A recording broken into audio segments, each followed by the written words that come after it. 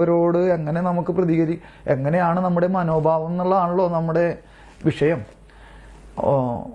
എറണാകുളം നഗരമധ്യത്തിൽ ഒരു ഭാര്യയും ഭർത്താവും കുഞ്ഞും.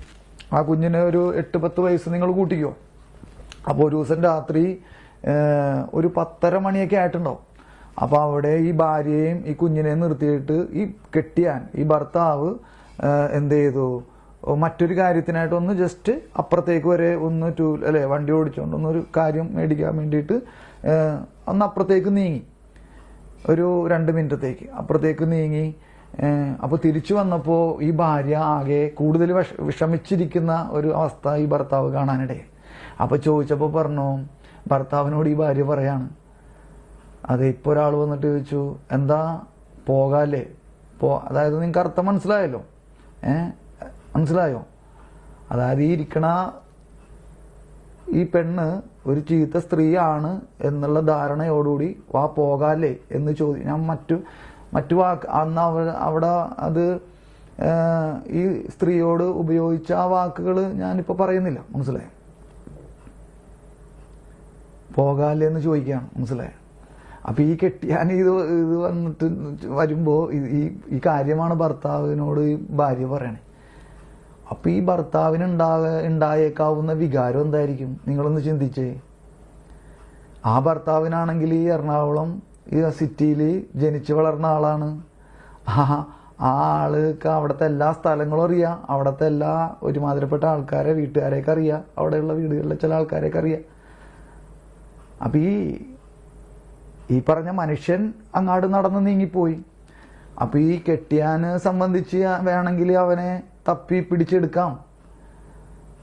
അപ്പൊ അങ്ങനെ ഒരു വാശിയുടെ പുറത്ത് ഈ ഭാര്യനെയും കൊച്ചിനെയും കയറ്റി ഈ ഭർത്താവ് വണ്ടി ഇങ്ങനെ എടുക്കലും, ഈ ഭർത്താവിൻ്റെ അടുത്ത് കർത്താവ് പറയാണ്, നീ അങ്ങാട് ക്ഷമിക്ക്, അത് വിട്, അവൻ പോട്ടെ, അവനെ നീ ഒന്നും ചെയ്യാൻ പോകണ്ട. മനസ്സിലായോ? ആ ഭർത്താവ് ഞാൻ തന്നെയാണ്. മനസ്സിലായോ? ഞാൻ വണ്ടി സ്റ്റാർട്ട് ചെയ്ത് ഇവരെ കയറ്റി വണ്ടി സ്റ്റാർട്ട് ചെയ്ത് വണ്ടി എടുക്കാൻ പോകുമ്പോൾ എൻ്റെ അടുത്ത് കർത്താവ് പറയാണ്, നീ ക്ഷമിക്കുക അവനോട്, അത് പോട്ടെ. മനസ്സിലായോ? അത് വിട് നീ എന്നോട് പറയാം. ആ സീനൊന്ന് ആലോചിച്ച് നോക്കി. മനസ്സിലായോ? എൻ്റെ കൂടെ നിൽക്കണ കൂട്ടുകാരിക്ക് എന്തെങ്കിലും പറ്റിയാൽ ഞാൻ സമ്മതിക്കാറില്ല. മനസ്സിലായോ? അതെൻ്റെ കൂടെ നിന്ന കൂട്ടുകാർക്കൊക്കെ അറിയാം. അപ്പൊ അങ്ങനെയാണെങ്കിൽ എൻ്റെ ഭാര്യയ്ക്ക് ഇങ്ങനെ ഒരു അനുഭവം നേരിടുമ്പോഴോ?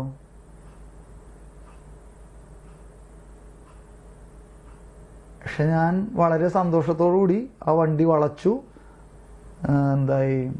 സന്തോഷത്തോടുകൂടി വീട്ടിലേക്ക് വന്നു. അതിനെക്കുറിച്ച് എനിക്കൊരു തോന്നിയില്ല, ഒരു സങ്കടം തോന്നിയില്ല.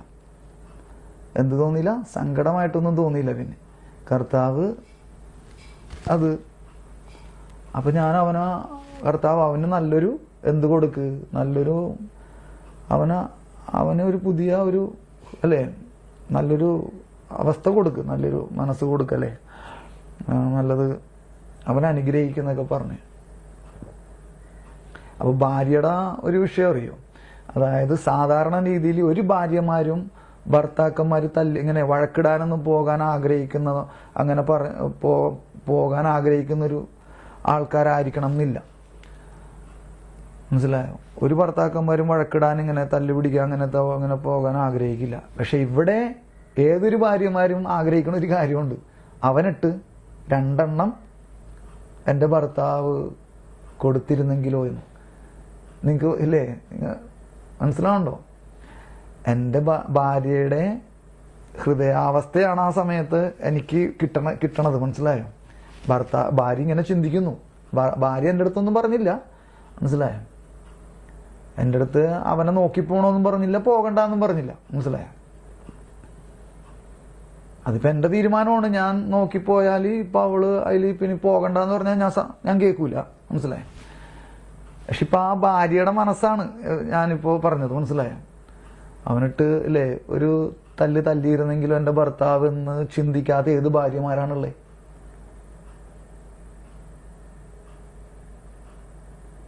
ഞാൻ ഇതൊക്കെ എൻ്റെ ജീവിതത്തിൻ്റെ ഒരു പൊട്ടും ഇത് പറഞ്ഞാണ്ടോ. ഇതൊക്കെ മറ്റുള്ളവർക്ക് ഇത് അങ്ങനെ ആകുമെന്നൊന്നും എനിക്കറിയില്ല.